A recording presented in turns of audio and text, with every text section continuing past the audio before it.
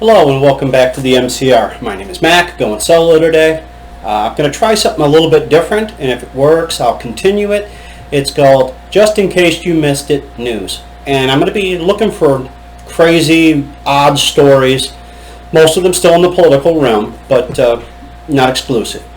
So I'm going to thank all of our current subscribers. We're at 1,028 on YouTube, 135 on BitChute, where we get our most views, by the way. 205 on Rumble, so on and so forth. I won't bore you with the details. That said, thanks for those folks, or to those folks. So let's get to it. A new study, according to Pew Research, says that white liberals have the highest percentage of mental illness. Well, while I said this was news, that shouldn't come to be news to any of you. If you've just seen them, if you've dealt with them, you know they're off the hook, insane, mental illness, thinking men are women, women are men can have babies, yada, yada, yada. You know it all. Of the people with the most mental illness, 56% were of young white liberals. 28% were young white moderates, probably driven crazy by the 56% of the white liberals. 27% of white conservatives, same thing. These are the stats on men who have mental disorders. Now we all know about the Karens. We've seen the videos. They are what they are. 34% of liberal Democrat men are thought to have mental illness. 22% of moderate men. And if you can be moderate today, I think perhaps that might be a mental illness. And then 16% of conservative men, and we see them out there too, the ones who wear their tinfoil hats and think everything is fake and everything is a conspiracy. Not that there aren't fake things and conspiracies, there are, just not everything. So we'll move on to story 2.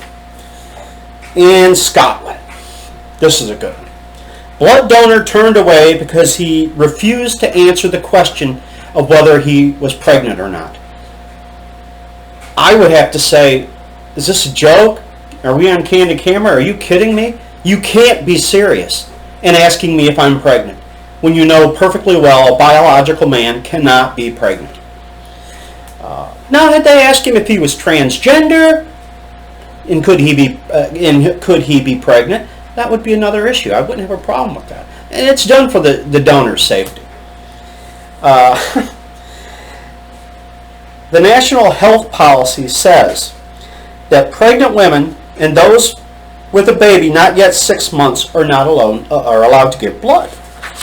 It's their policy, I guess. But to turn away a blood donor, and I was a person who ran blood drives for many years, and only about 5% of the organization and perhaps 5% of the population donates blood. Now, 100% of those people want blood when they need it, and their kid needs it, and so on and so forth. I'll tell you, give blood. It's a good thing. If they ask you you're pregnant, you could just say no, because it's really more important at this point to get the recipient the blood they need. So, this guy had donated over 100 pints over the years, and they turn him away because he won't answer a question if he's pregnant. That's just nuts. And this one might be the best of all. And like I said, this won't be a long video, so I'll get through this one quick. The World Economic Fund now suggests seniors off themselves for the children. And this article goes on to say, in the height of hypocrisy for the children, the Economic Forum, I'm sorry, I said fund before, but it was forum, is now complaining that overpopulation and or suggesting that older people consider euthanasia for children. In a video seen on Twitter, full of geriatrics saying they've had a good life, and after explaining there's too many humans on the planet, the video suggests that maybe,